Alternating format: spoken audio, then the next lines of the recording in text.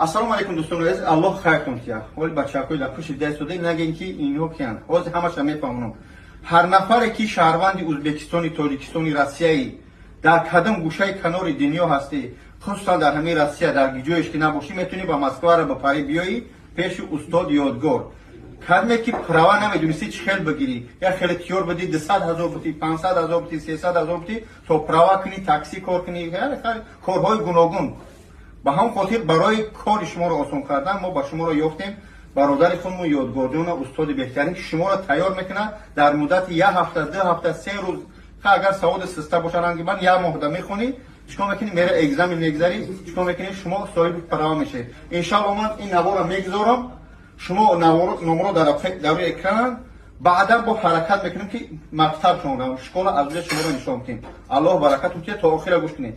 азо раҳмати худо барои дастгиритон тамошо кунед. чун азиз чӣ хеле гуфтем барои